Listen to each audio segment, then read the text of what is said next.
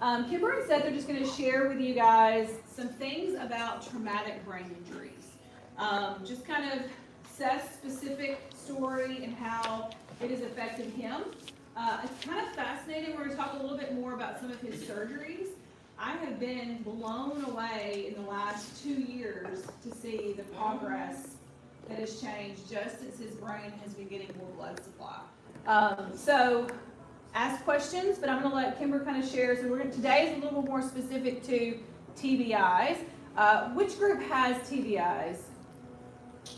So they have to actually present on TBIs. Okay.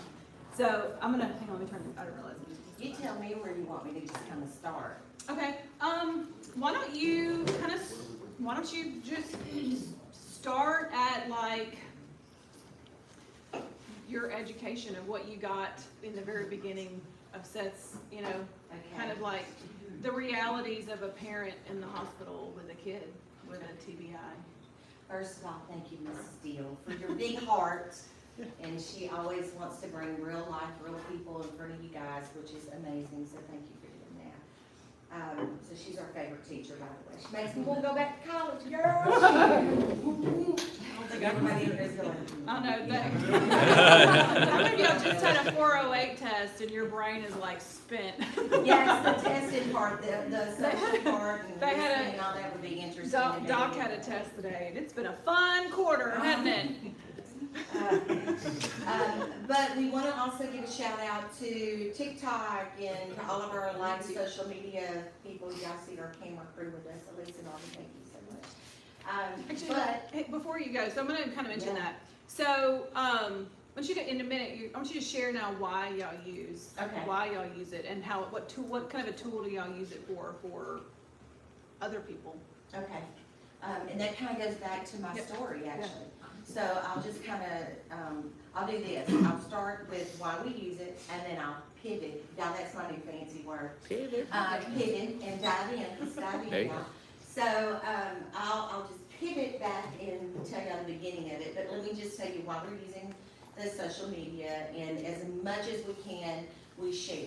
The reason we share is because of bringing awareness. Number one, I have a brain injury foundation that was started because of what happened with Seth, and because of the crazy life I was thrown into with no map, no way to navigate, and I came out, the only way I know how to survive purpose comes from pain.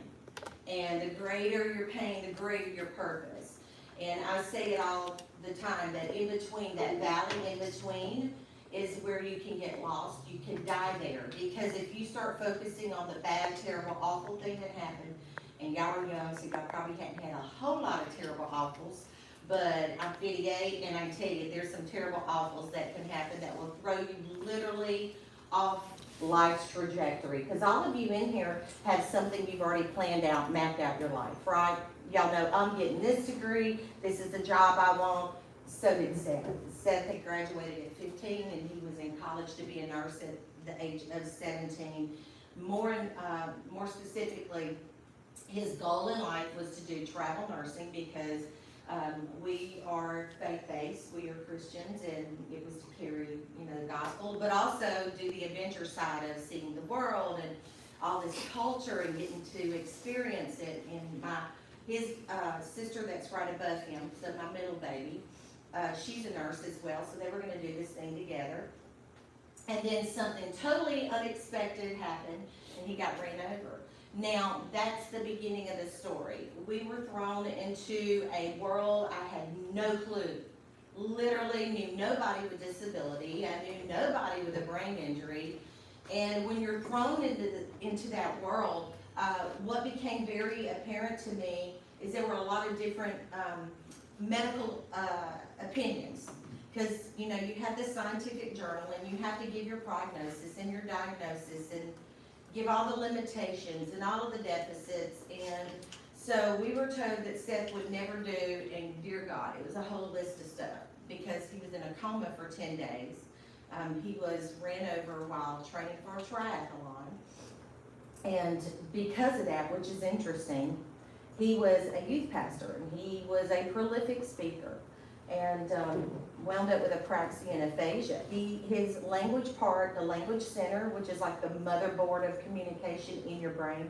I'm speaking English, not medical terms. Do not put that on your test, but you will get an They're error. taking a neuro test. They're taking a neuro test across the. Oh, dang. Do not put that on there. Dr. Vashesh or whoever they'll Dr. say, that's an F right there. Y'all didn't get that out of the medical journal.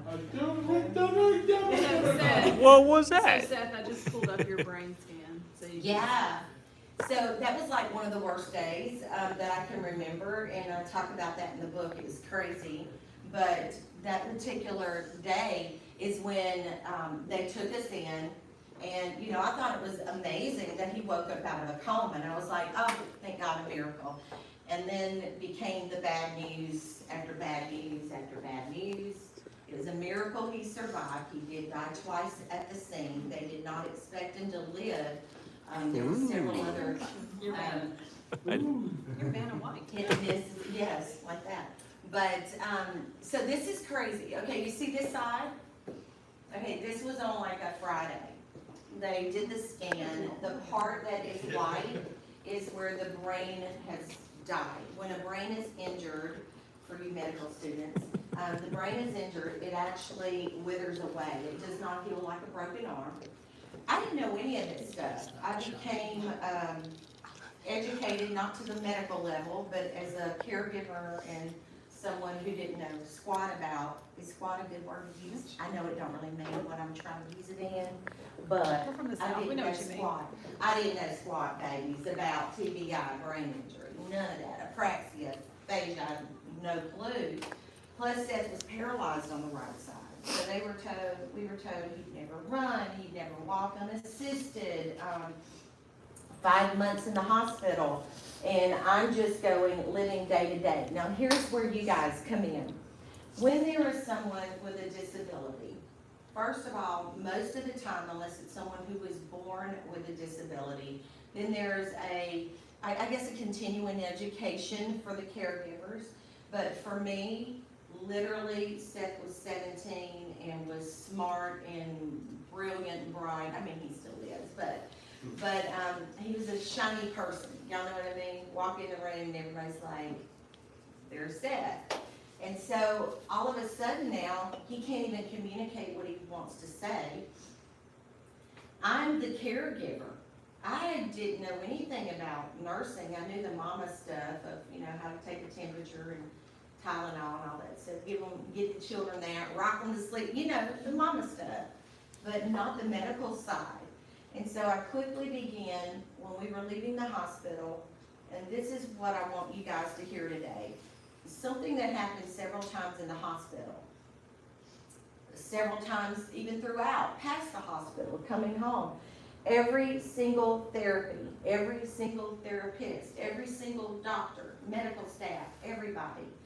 I continue to tell Seth's story because I quickly learned, sadly, there are two lines that form in the medical community. And it's the ones that, you know, spit out, this is the facts, and you're left there as a person who didn't go to medical school going, what the heck does that mean? You know, that sounds terrible and awful and dire. What does that mean? And it's, you know, I understand the medical side. They have to give you worst case scenario. But as a caregiver, all you're hearing is this, you almost zone out because you're like, this is the loved one that was doing all the great things, a triathlete, rock climbing, mountain climbing, parkour, and all that stuff, y'all. And now he's literally incapacitated. He's gone all the way back to wearing diapers, could not speak. They said he wouldn't have memory. Y'all, the list was ridiculously long. It was so long. And so I had nurses and I had some medical staff that would come in. And one of the first doctors, Dr. Gusakonda, is an angel to us. He is a neurosurgeon. He's out of Shreveport. If you guys are going to medical school, Shreveport, baby. Because Dr. G, if you're doing anything with brain, Dr. G is amazing. And he was so optimistic. He was never, and again, there were doctors that came in and said, you see this part right here where all this white stuff is? That's water. That's CSF. It's not gonna heal, it's dead, it's not coming back. That's his memory, that's his language center, that's his this, that's his that. And I'm sitting there zoning out. And on this particular day, it was a Sunday. The scan was done. They took me into the room when the doctor got there. And he had a model of a brain, and he was explaining all of these things that Seth would never do and showing all the damaged parts of his brain. And I'm by myself at a hospital, and I'm just literally, this is in New Orleans, nobody was there with me. And it was just stating the facts. And I walked out of that room because here's the thing I want you to hear. You hear nothing else today. When you're in that situation, the only thing that you live and breathe and have oxygen to get up and function, and believe me, you gotta function. The only thing you have is hope. And guess what? I walked back to that room because I never would cry in front of Seth. I had my meltdowns. I talk about it I'm very transparent.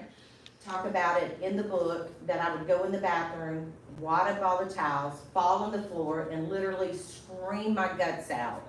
Why God? Why God? Why? Yeah, I said that. I'm a pastor. I actually said that. Yeah, we're human.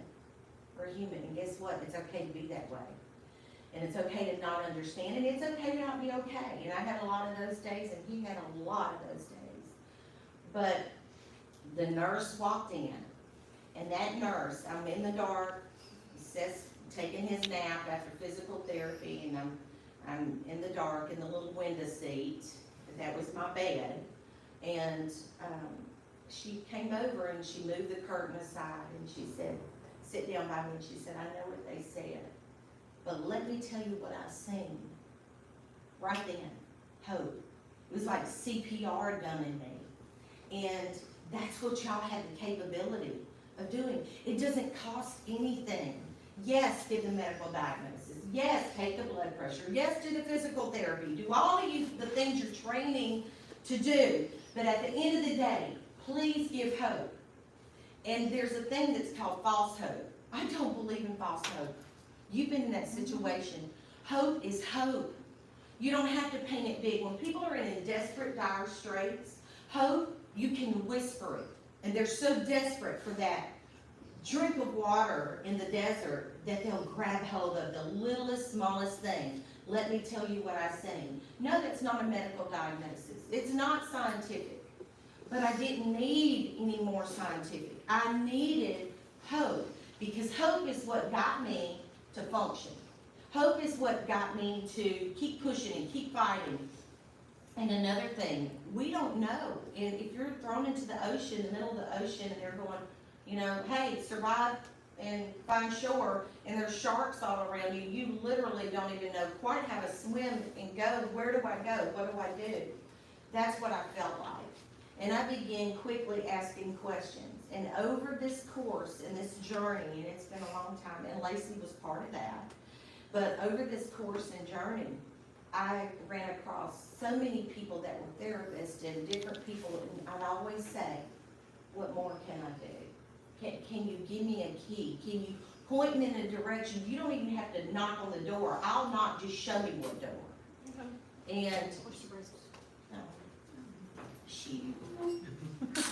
Like QVC. Did anybody like that?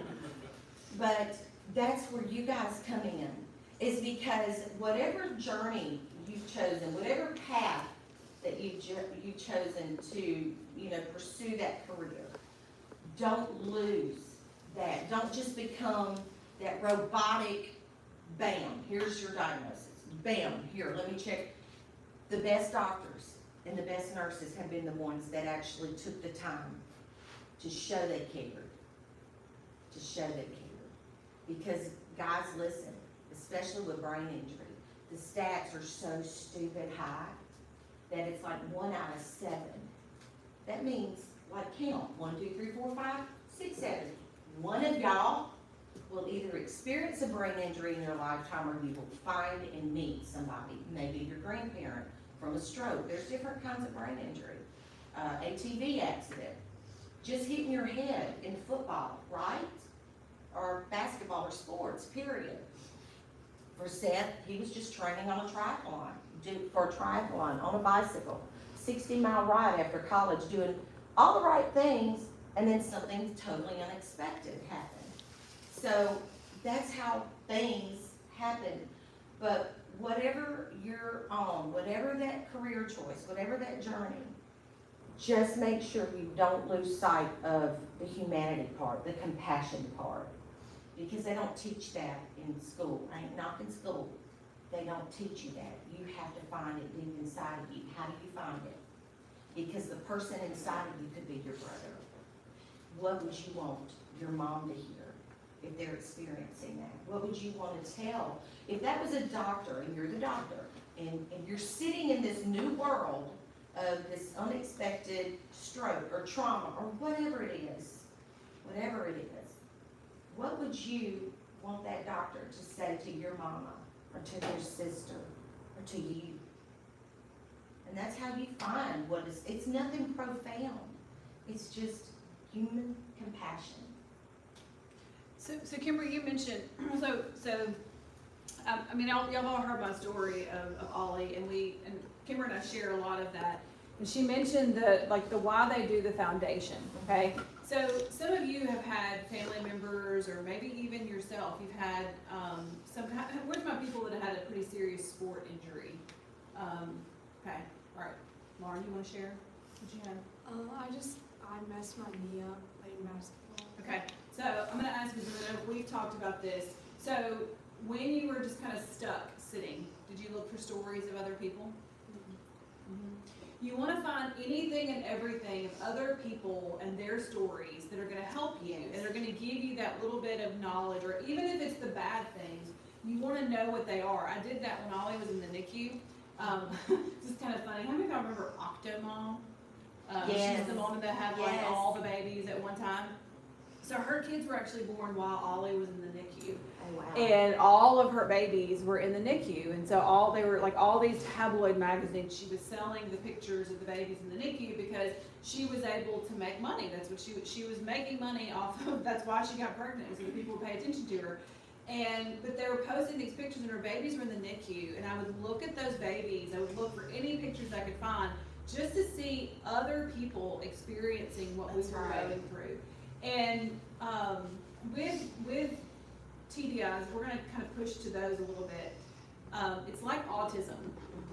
You meet one person, and that's it. You know, we have, 20-something little humans that you guys are working with, and none of them are the same. None of them are the same. Yes. Actually, you can see some of your kids this weekend at Buddy Ball. Heavenly was there. Will, y'all's little boy was there. But there were quite a few of them were there, and to see them in that environment, it was they were very different than what they were in their school environment.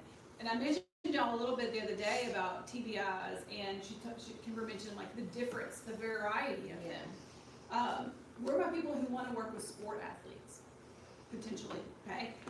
Or even our athletes.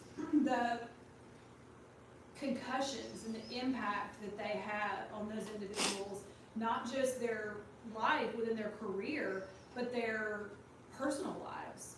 You know, we see research that comes through, and it talks about all of the bad things that come from concussions. And is it the person, or is it the brain damage? You know, so do you want to talk a little bit share a little bit about kind of the last couple of years of Seth's, like all of his surgeries and things, and how they're pretty fascinating to see what they've done with him. Hey Seth, I need to look through. Send me your nasty picture. Ooh, not that one.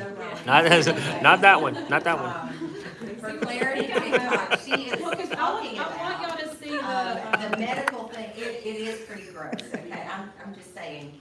And Seth does not care. Seth is like, you know, us girls, we try to like hide our scars or camouflage them, or not Seth. Seth is like totally puts it on display. And here's the thing about brain injury. I will tell you real quick, is with brain injury, it's complex because every single brain injury is a different outcome, right? For Seth, we were told he'd be perpetually vegetated.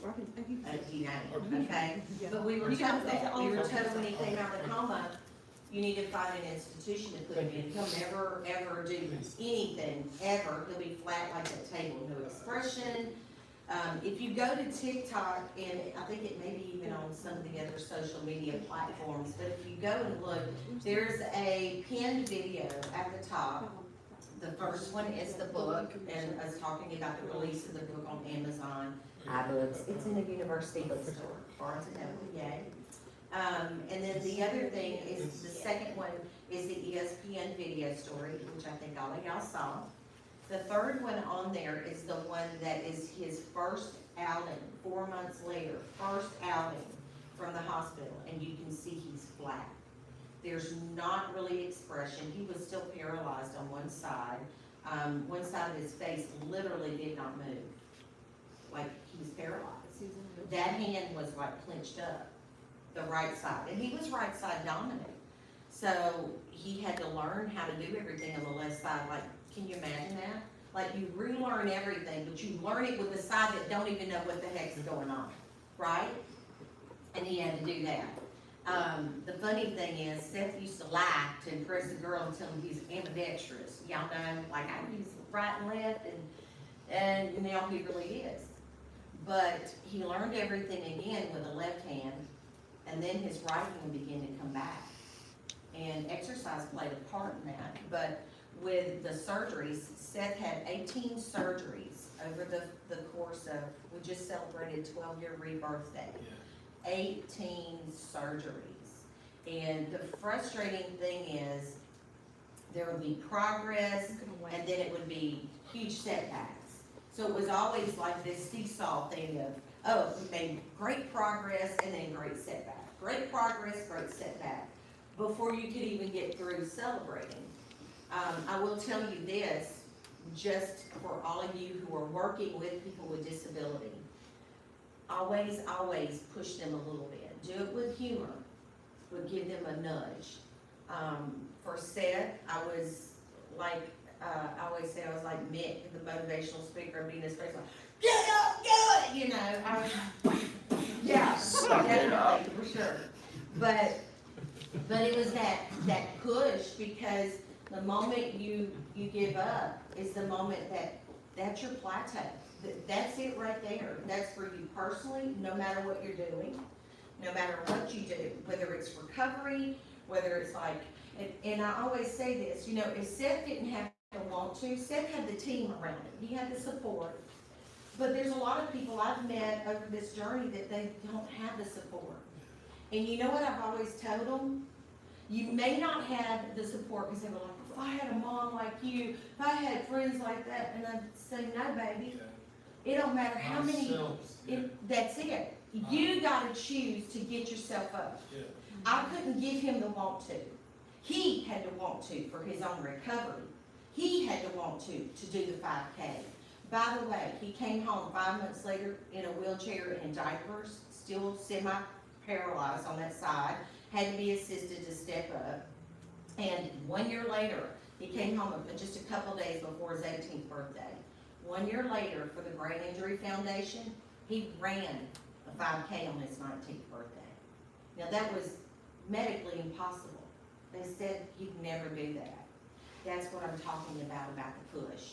With Seth, it was a goal, and then he'd reach that goal, and he'd have to have another goal, and reach that goal, and another goal. So those kind of things, if I can give y'all some tips, that's it. That's it, for sure. Is keep the goals there. Well, and think about, so we talk about those principles of training, and even your own kid that you're working with, we think about overload and overloading the system and trying to do things that are harder than you know they can do. Like, even with your own kids that you're working with, you might say, we're gonna try to do this 10 times, and in your heart, you know how many times they can actually do it? 1, maybe, okay? And it's the same thing when we're working with individuals with brain injuries or any form of a disability. Working beyond or pushing beyond what you know you can do, they tell you the brain will not recover. Some of you have kids with cerebral palsy, or you will work with kids with CP. CP is a neurological disability, very much like, just like a TBI. The difference, where's my CP people that have CP, okay?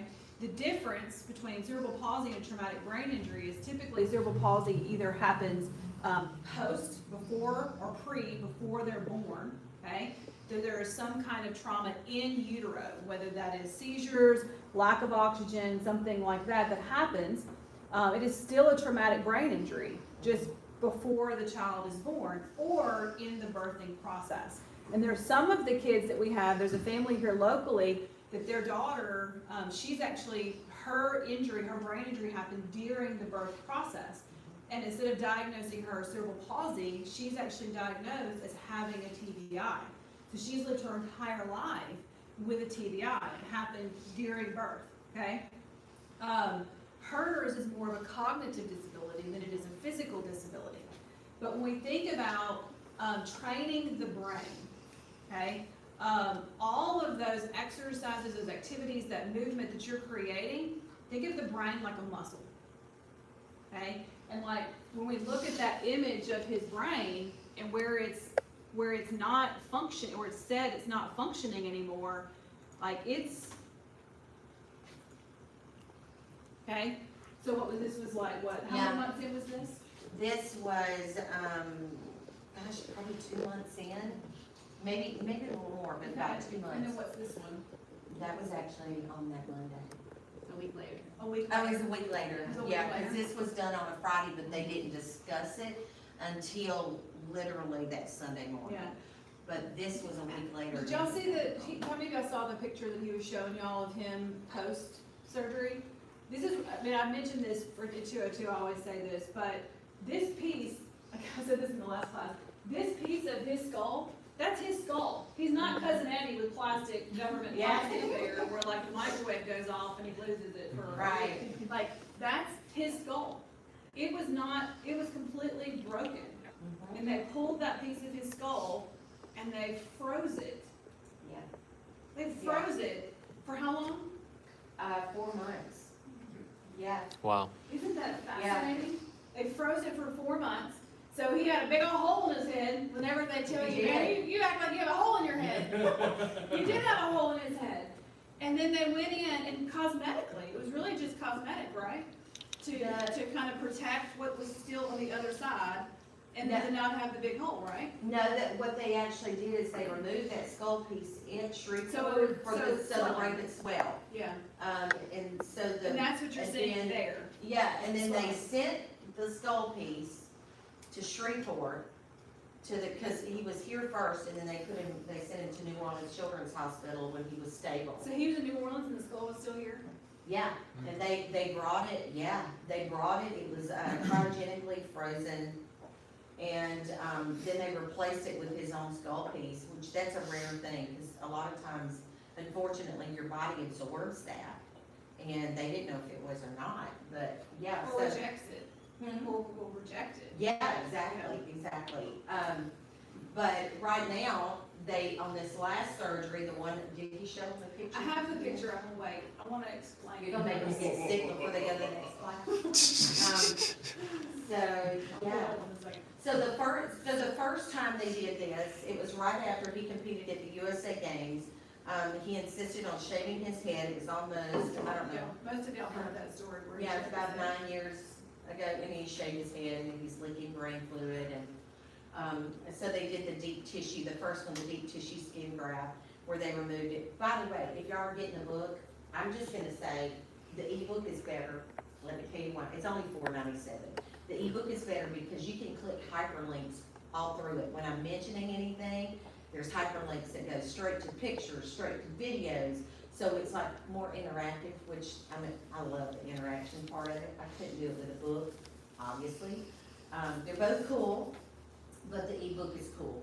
But the people that are following Seth, even on TikTok and stuff, interestingly enough, is pathologists, therapists, speech people, and they're doing that because Seth came up with his own method of communicating. He has a language that when he died, he walked to Jesus. Y'all ain't making this up. Anyways, more details of that in the book. But he walked to Christ, and Christ told him he would speak again. And he now has his own language, by the way. So many years ago, he was actually coming to speech over here to Dr. Carey. Anybody have speech classes? Well, Dr. Carey over here, she at that time, we had Seth come in. Seth has been the Louisiana Tech guinea pig for a long time. But he went to speech there, and over when he got to a certain point, they were like, okay, now he just has to do some life skill stuff, like outside. A lot of people with the apraxia and the aphasia, because they know what they want to say, they can't execute it. Cognitively, they're there. They just sometimes process slower, or they can't get the words out. It's like all of these lines and wires are all mixed up and jumbled. So he knows what he wants to say. This is a kid that graduated at 15, guys. Can you imagine how frustrating that is? Right? So it's even more frustrating? People treating him like he's stupid. So Seth's pretty thick-skinned, and he's got a great sense of humor and a great attitude. But we've had some people, we don't put that stuff on TikTok, because honestly, that's not how my brain works. I'd rather see something that is encouraging and inspiring. I don't want to see the dark side. I know the dark side, right? So with Seth, though, he has this language, and I'm going to get him to, y'all can ask him something, he'll talk in it. But the interesting thing is, back, like maybe 2 years out from the accident, and I was like, dude, who cares? Talk in your language. People will think you're foreign. The girls will think it's cool. They won't know what country you from, and literally they ask him a lot of times, where are you from? Where are you from? Where are you from? Because he has this language, and he just does it, but he has managed to figure out a way. The brain is cool. To grow these new pathways, he's figured out ways to order his own food. He's pretty much independent. So show them your notes app. Yeah. Give all of it. He's got like notes in his, like a folder that he has. Seth never would use the devices.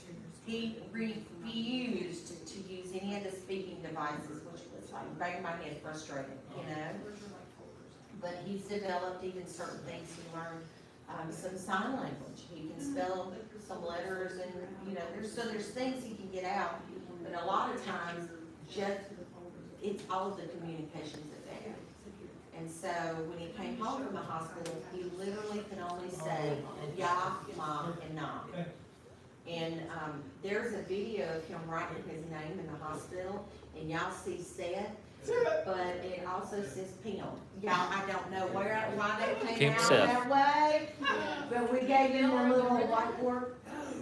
And So this is kind of fascinating. So he's going to kind of walk around and show y'all. So, I mean, think about your own kids that you're working with.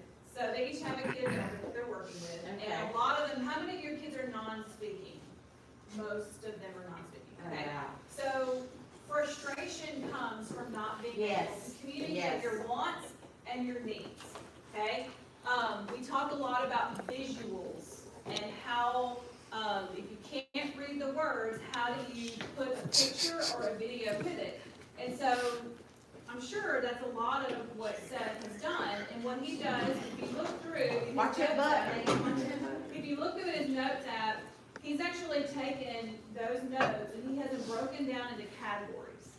Okay? So if he's actually having a conversation with you and he can't get the words out of his mouth, he'll go into his notes app. If you ask him a question, he's already taken visuals and typed out what he wants to convey to you.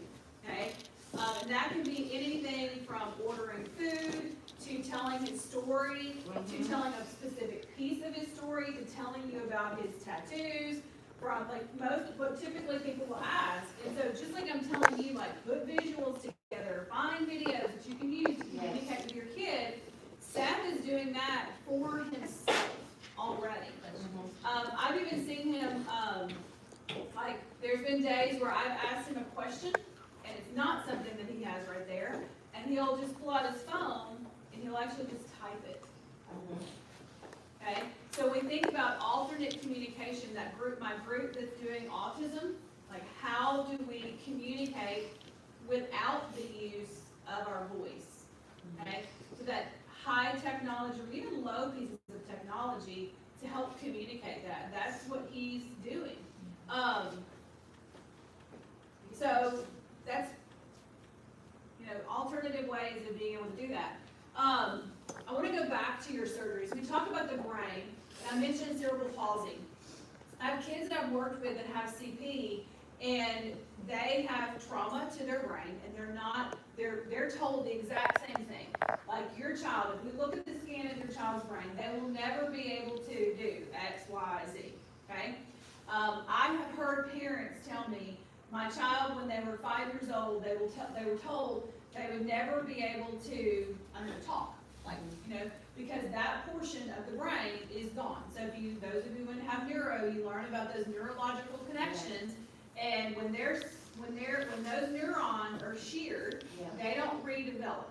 So the portion of the brain that handles whatever function that is, those neurons, just like whenever they tell you drink alcohol and you kill your neurons in your brain, they won't develop again. So you're losing that ability to build that strength up in your brain. But what Seth's brain has been able to do with the last couple of surgeries and the increased blood flow, that's what we're going to show you in a second. But increased blood supply to the brain, think about increasing blood supply to your muscles, okay? Those of you that are going into therapies, and you'll see, how many of y'all were here, have my 202 class when Chase Patterson has come, and he's done where he actually restricts the blood flow to the muscle, and then the blood flow comes back, and you see that increased density of blood supply, you build up the muscles through that. The brain's kind of these surgeries that Seth had over the last, 3-4 years? 4 years, 5 years? I don't know, it depends on what Well, section you're talking about. She mentioned the For the deep carotid, tissue? the deep tissue, that was 5 years ago? That was 2019. Yes. So 2019 was the Almost, first one that we yeah. did, yeah. So that surgery was to increase blood supply. And that one, y'all heard that story where he shaved his head and he was losing brain fluid, was actually leaking from where they had put that incision in his head to put the skull cap back in. That was increasing blood, and that one went through the front. Yeah, they took the main artery and it went to the front, and they had the Grim Reaper up there. It was deep tissue, so it's a chunk out of his arm. Then the second one that they just did, Lisa, when was that? Like, when was that? March? It was in a couple She of come years. out of bio. Last year ago, March, yeah, I thought it was a year ago. So the second one, because it just wouldn't heal, and there was another freak accident, I'm not even gonna go into that, it's crazy. But and there was a little piece of bone that was actually floating around in there, and it was prohibiting it from healing, because it kept getting infected, they didn't know, because it was a shard of bone free floating. Through that, he wound up doing another deep tissue, is he showing on the picture now? Are you showing? No. Oh, no, showing in the. Oh, that's the Grim Reaper one. Yeah. Yeah, he would do Snapchat filters and stuff on it, so it's crazy. But they would put the main artery there because, and run it into the carotid to actually get it where it was, getting the blood flow. Okay. Do y'all want to see what it looked like post? It's disgusting. So this is a year later, and If you I mean, don't I'm want to sorry, see it, this is close in your March. eyes. Look This at is gross. It's gross, but I'm telling you, this is what they do. Is that disgusting? Yeah, that's so disgusting. That's You know what his, that is? It's latissimus muscle. that's his lat muscle on his Whoa. head. What's top sound? So gangsta. He's so gangsta. Okay. All right, I'm gonna. And this time they took the main artery, so I know that was gross. Isn't it gross? Instead of the one you sitting up, like. Yeah, Where's the one where not laying it's in- swollen and you look like a sofa? yeah, where he's sitting up. So the other thing is, they took the latissimus muscle, he has a wicked scar from here to here, and it's like that wide. I mean, it's pretty big. They took his latissimus muscle, and they took his main artery again, and this time they ran the main artery in the front of his ear. So he has here and here, and the latissimus muscle was from here all the way back to here, and they kept telling us, it's gonna atrophy, it's gonna atrophy, and it's gonna get hard. And y'all, he doesn't even have a piece of skull here. He has about that big, about the size of a quarter, that there is no skull piece there at all. I'm gonna try to, if I don't get it to, I'll share it with y'all later, this video of it Huh? post. He was just speaking in his language. Oh, you're speaking your language, do you, like, Speak it louder. say something?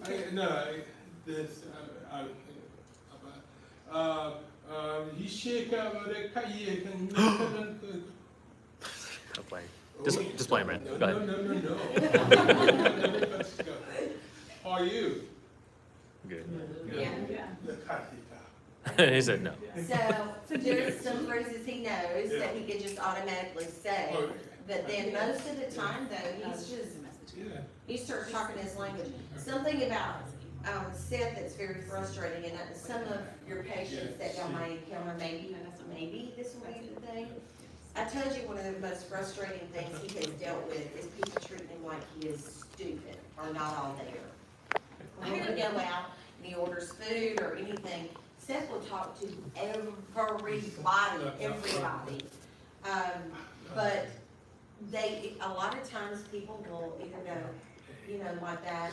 And of course, that most of the time can win them over. And, because he's like, I'm praying for you, or your hair is beautiful, or something like, just because there's so few things that he can say. But he has told me over and over, because he was like all about these deep intellectual conversations. Because he used the big words.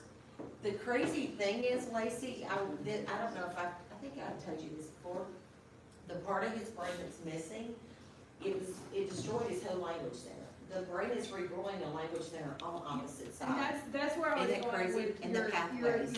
CP kids, or individuals, your traumatic brain injury. With that increased blood supply, just the last 2 years, I've seen massive increases in his ability to communicate. I've seen massive increases in his just ability to get words out faster than he used to be able to. So when they tell you, she was talking about the brain will not recover. The reality is when you have, when you yourself, you have a family member or whatever in the hospital, doctors legally, okay, one day most of you will be therapists, legally, you have to deliver the facts. Okay, that's, when Ollie had his surgery, his intestinal surgery, we had one doctor who was, these are the facts, and the facts are put against you. It was there, and he never gave percentages. I didn't get those until later. I'm actually kind of glad that he didn't. But it was, your child is more likely to not come back from surgery than he is going. Just know that he's leaving, and it is, your odds are more likely that he's not going to come back. Okay? And this is the reality of what you are facing. Then we had a doctor that said, he said the same things, but he said them in a much more calming and compassionate way. And then the nurses were the ones that came in, because they're not legally tied to tell, they're going to give you the hope and the belief and we still to this day call Ollie's incision on his stomach a shark bite because of a nurse. Not because we decided to call it that, but because his nurse called it that. And so we are finding so much more out about the brain now than we have in the last 20 years. When we look at Alzheimer's research and Parkinson's research, just down the road, an hour away in Shreveport, we have some of the most amazing neurologists in the world. Yes. They are doing amazing things. We have a student right now who is in medical sales. He sells implant devices, neurological implant devices for Parkinson's and Alzheimer's patients to stimulate the brain to get it to go back to functioning. To start sending those signals to the brain. That is fascinating. Fascinating. Okay, so Kimber mentioned a little bit of the issues and frustrations with communication. okay? Do you wanna talk a little bit about, just kind of, not necessarily Seth, but what you have learned about TBIs? Like, Seth's very much an exception to the rule, but about just kind of some of the other things that you found from other people with TBIs and kind of some of the Are you talking about the deficits or? deficits, frustration, side effects, Oh, some gosh. of that.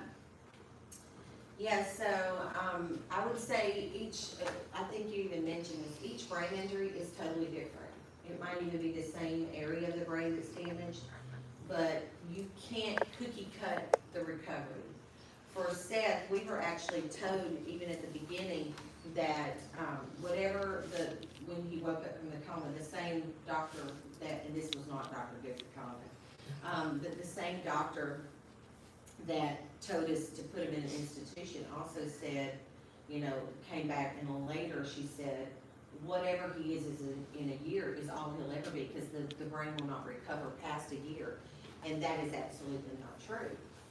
We have found out since then, recovery stops when you stop. Recovery stops when you stop, whatever it is. You decide you're done, that's your plateau. Wherever you put that line and that ceiling, you're the only person that can put it there, and guess what, baby, you're the only one that can remove it. So it matters in the atmosphere. I do want to say that too, Lacey. The atmosphere that recovery is, I think it's almost like flowers, okay? There's certain environments and atmosphere where plants thrive, and then there's others where they don't really get as, they don't flourish as well. And that is absolutely the fact. I don't care if it's brain injury or whatever it is, injury, no matter what it is you're facing. And babies, I'll even say if it's depression, if it's anxiety, if it's just that critical voice that's in your head that's always the inadequate person, that's always, you ain't this, you ain't enough, does anybody deal with that? I do, I don't lie. Anyway, but you can shift your atmosphere. For Seth, the atmosphere was so conducive with healing because we didn't feel like having a party when it was time for physical therapy, even in the hospital. They call our room the party room. And it's funny that we were always laughing. Nobody was allowed to talk about how bad it was. Nobody was allowed to repeat in front of him what a doctor just said. And nobody was also allowed to cry. And we laughed and we cut up and we just built an atmosphere of uplifting atmosphere. Music played a huge part in that. In the ICU, I had my iPad, they let us bring it up, I had it plugged in, literally, I played Christian music all day. And then, we just, not just maintained an atmosphere, we guarded an atmosphere. We were intentional about creating an atmosphere of positivity and no negativity. We guarded against it. We're the same way with Ollie. I read the entire Harry Potter series to Ollie whenever he was in the NICU. And I will say, he's a massive Harry Potter fan. I don't know if that's why, but he is. But when Ollie had his surgery and had to go we were put into what's called an isolation room. And I was devastated because when you had to go in the isolation room, you had to put a gown on, you had to, everything. And I was devastated because that meant that he was stepping down. He was in a worse place. But it turned into one of the most beautiful and awesome things for us because we had a private room so we could play music. We couldn't do that when he was just in the bay. So we could play music for him. We could be a little bit louder because we could close the door so we could actually talk with our full voices and talk to him. We could turn the lights down low in there instead of in the bay, they were always bright. So we could turn the lights off. We could, again, play music. I could read to him without being that weird lady who's sitting next to a bed reading aloud. Nobody knew I was doing it except for the nurses. So there were positive points to that.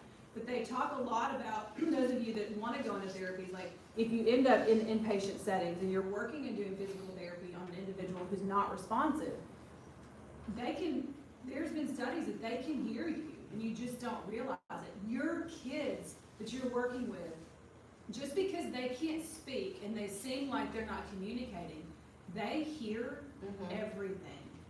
and the toxicity that some of the teachers and the staff, they're going to be around. They are very lucky to be in an amazing place right now. But one day, they potentially are gonna be somewhere with toxic people that say horrible things about Yes. them without them even not realizing it. So you are creating an environment that is helping them. And yes, it's frustrating, okay? Just remember, you have them for 30 minutes, and then you take them back, and they have them always, you know? So how can you be a positive light for them in a small amount of Yeah. time? Even if, how many of you get frustrated with your kid and you're just like, I'm done, okay? Fake it till you Yeah. make it, Yeah, because you might be the only person that hugs them and smiles with them that day. And they might not act like they want that hug. Believe me, I live with teenage boys. They don't act like they want the hug, but I still give it because they need it. and Lacey, don't you agree that, like, even if they're nonverbal, okay, everybody's spirit inside of them. You can get, has anybody ever been around a Debbie Downer and you might have had the best day ever, you get around this person, they literally are like a parasite. They suck the energy out of you, and all of a sudden you feel like crap, and your accomplishments are like, it's no big deal anymore. And you walked into this with this great, oh my gosh, I'm so proud of myself, I did it, I made an A, I passed that test, whatever it is, whatever. But then that person can make you feel like, there's no celebratory anymore. It's just like, it's no big deal, and all of a sudden you feel like junk. You feel like nothing's good in my life. It's all about what you're feeding your atmosphere again. It's the atmosphere. Whatever is around you, whoever is around you, guard yourself. And with kids and people that are nonverbal, it's still very important that you speak something, speak life.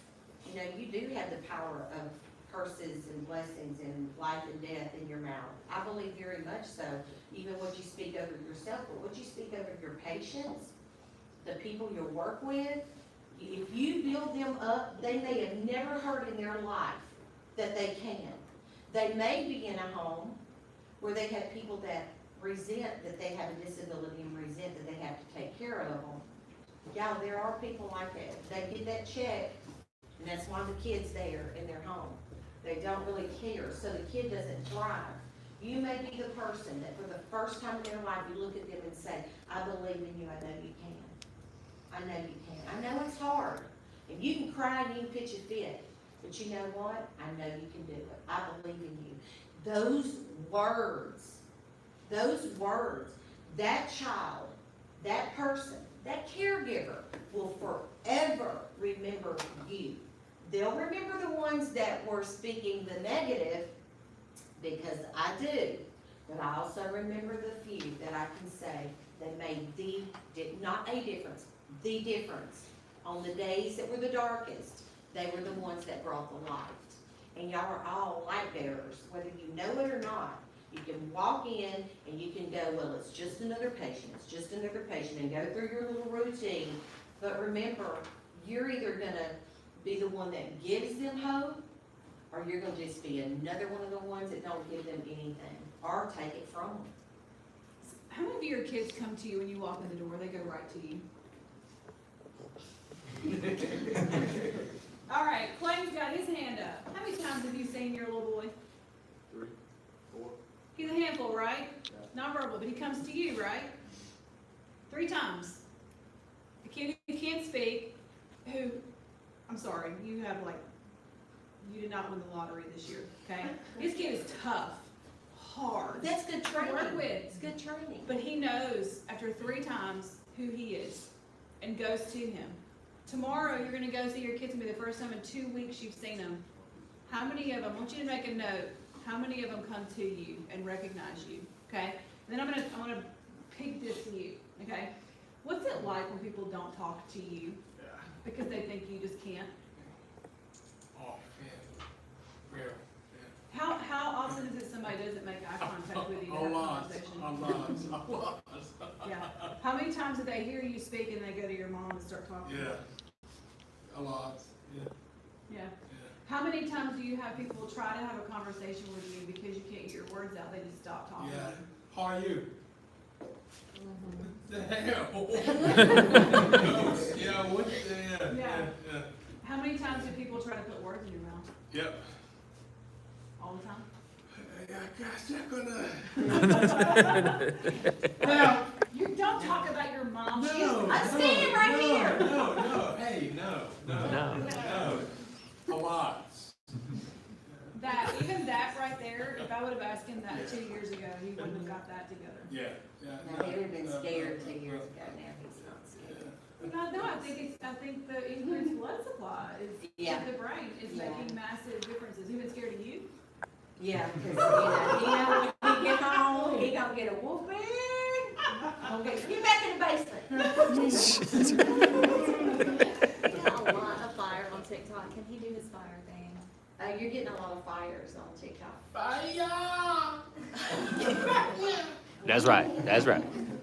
That was a weak fire. It was. So, He just did fire. He's resetting, people are taking Yeah, tests. there you go, there you go. so, okay, I'm gonna kind of come back to this. All right, so working with your kid or even just being around individuals with disabilities, how many of you feel comfortable, a little more comfortable? Okay, so how many of you are introverts? Okay, how many of you are extroverts? Okay, you probably are extroverted because you chose this profession, okay? One day, you are gonna have to create conversation with a person, okay? Whether that is a patient, whether that is a person out of the community, whatever that might be, we talk a lot about interpersonal communication, okay? When I was your age, I had about this much knowledge of individuals with disabilities. Like zero. I did not know. Like I've told y'all, my mom told me you can do anything, just don't be a teacher, and especially don't be a special education teacher. And like, sorry, just dove off both of those, okay? But I didn't know. And it wasn't until I started working with this world, and really even started being around Seth, and because, I mean, how many of you have grandparents in a nursing home, or great-grandparents in a nursing home? And it's depressing, right? And you go in and you're trying to communicate with them and they're not giving you anything back, right?